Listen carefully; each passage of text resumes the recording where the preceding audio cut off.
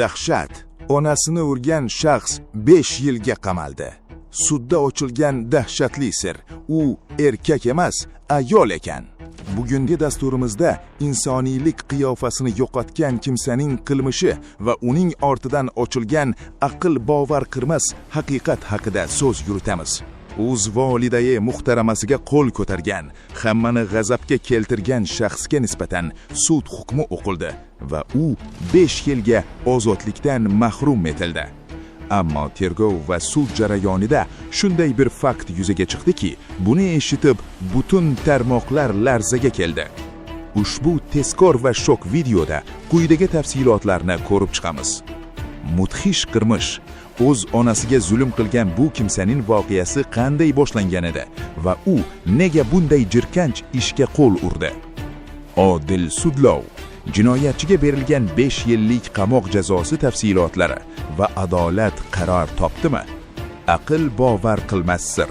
Hamma erkak deb o'ylagan, ko'rinishidan erkakka o'xshagan bu kimsa aslida ayol bo'lib chiqqan rostmi? Nega u o'z jinsini yashirib yurgan va buning ortida yana qanday sirlar yashiringan? Bunday noyob va dahshatli voqeaning to'liq tafsilotini bilish uchun videoni o'tkazib yubormay oxirigacha diqqat bilan tomosha qiling va xulosa qilish o'zingizdan. Kanalimizga obuna bo'lishni unutmang. Eng so'nggi qaynoq va jamiyatimizdagi muhim xabarlardan birinchilar qatorida xabardor bo'lish uchun qo'ng'iroqcha tugmasini bosib qo'ying.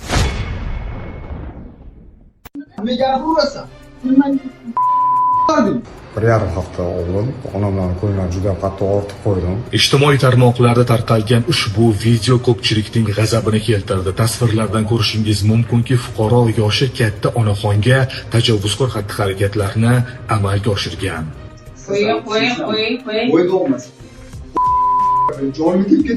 Aniqlik kiritilishicha, Parkent tumanida istiqomat qiluvchi onaxon tajovuzkor fuqaro janjal ko'tarayotganligi holati bo'yicha ichki ishlar bo'limiga murojaat qilgan. Parkent tumani Yoshlik mahallasi To'maris ko'chasida turaman. Bir yarim hafta oldin onamdan ko'nglim juda qattiq ortib qo'ydim. Qilgan ishimdan juda qattiq pushaymonman.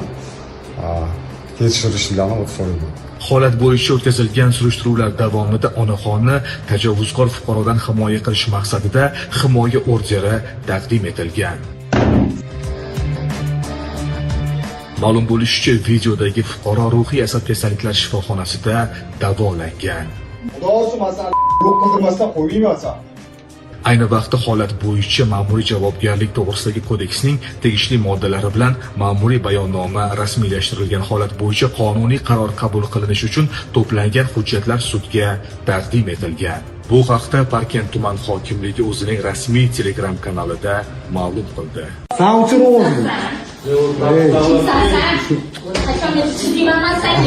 Oradan beriyle onu başarasını ko'rmay, gap so'zga qomaylik deb hamma narsani aytmay, gap so'zimni ko'chaga chiqarmay o'tirdim.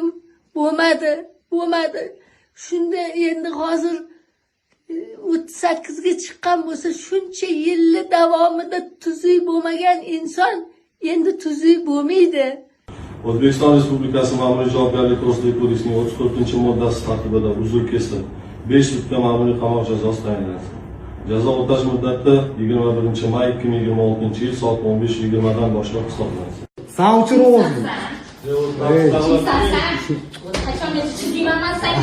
Biz jinoyat ishlari bo'yicha Parkent tuman sudidamiz. Ijtimoiy tarmoqda shov-shuvlarga sabab bo'lgan, onasiga nisbatan tajovuzkor xatti-harakatlarni amalga oshirgan farzandga nisbatan sud qarori e'lon qilindi. Xuddi artistlik Nodiraxon deganlar yorib oladi.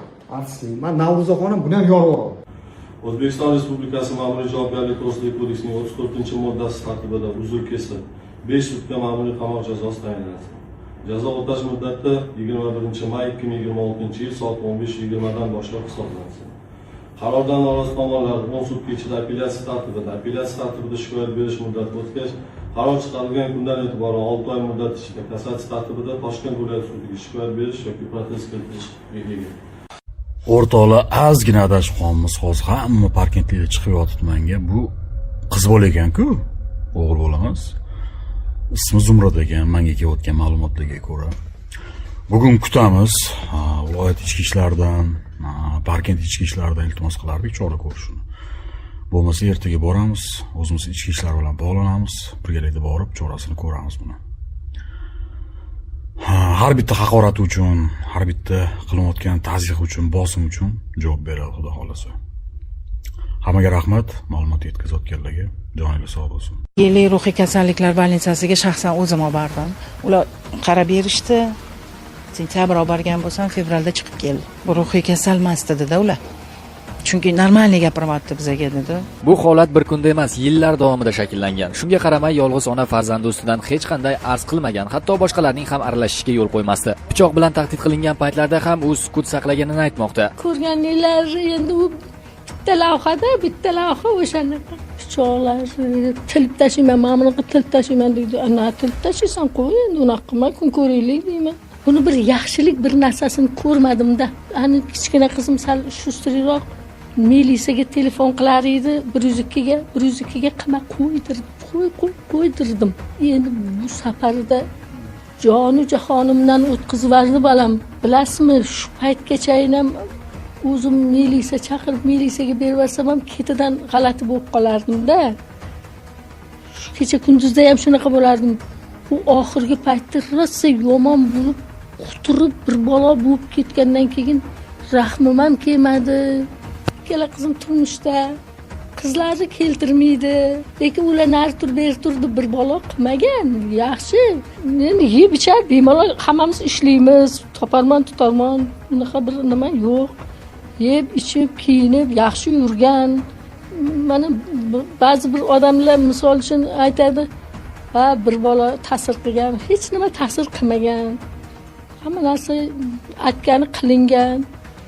Buni endi o'zi shunaqa inson ekanda, endi bizani adasini majburlab o'g'il bola bo'lishga anaqa qildi. O'shanga ham bitta katta buqamiz bor edi, buqamizni sotib mayli deb qiluvdi, keyin musulmonga to'g'ri kelmaydi degandan keyin adasi aytdi, "Qo'y, endi boshqa narsa qilaylik." Mumkin emas ekan dedi. Endi shunaqa yaxshi xo'jayinim bor edi, qiynab menga kun ko'rsatmagandan keyin qizimni do'miga jo'natib yubordi meni. O'zlari u bilan qoldi. Kechqurun ovqat qilib qo'yardik, yeb ichib bunga olib kelardi. Kechqurun uxlatgan umuman qo'ymas ekanda. Uncha berasan, muncha berasan, unaqa. Yurakdan anaqa bo'ldi-da, keyin o'lib qoldi-da. Ijtimoiy tarmoqlarda video tarqalgach, ko'p o'tmay qiz qo'lga olindi. Sud esa unga nisbatan 5 sutka qamoq jazosini tayinladi. O'zbekiston Respublikasi Ma'muriy javobgarlik to'g'risidagi kodeksining 34-moddasi tartibida uzr kesib 5 sutka ma'muriy qamoq jazosi tayinlandi. Oloyxon Hasanov, Oxunjon Normurodov jami.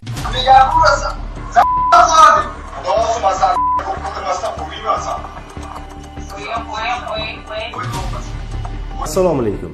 Mazkur video kuni kecha ijtimoiy tarmoqlarda tarqalib, jamoatchilik orasida ko'plab muhokamalarga sabab bo'ldi. Holat joriy yilning 6-may kuni Parkent tumanida qayd etilgan va shu kunning o'zida hududiy ichki ishlar organlari xodimlari tomonidan nazoratga olinib, o'rganilgan. Ma'lum bo'lishicha, videodagi shaxs ruhiy kasalliklar dispanserida ro'yxatda turadi va muqaddam holati yuzasidan muolajalar olgan. Uning tashqi ko'rinishdagi noodatiyligi ham aynan shundan kelib chiqadi. Albatta biz ota-onalarimizni e'zozlagan yurtdoshlarimizning keskin e'tirozlarini to'g'ri tushunamiz va hurmatli ijtimoiy tarmoq faollariga ma'lum qilamizki, mazkur holat to'liq nazoratga olingan. Bugungi kunda videodagi 37 yoshli shaxsga nisbatan avvalroq onasiga berilgan himoya orderi talablarini buzganligi uchun O'zbekiston Respublikasi Ma'muriy javobgarlik to'g'risidagi kodeksining 206-1-moddasi bilan hamda 183 va 41-moddalari bilan hujjatlar rasmiylashtirilib, sudning qaroriga ko'ra unga nisbatan 5 sutka ma'muriy qamoq jazosi tayinlandi. Shu o'rinda jamiyatdagi voqea hodisalarga befarq bo'lmayotgan, faol fuqarolik pozitsiyasini namoyon etib kelayotgan aziz yurtdoshlarimizga yana bir bor minnatdorchilik bildiramiz.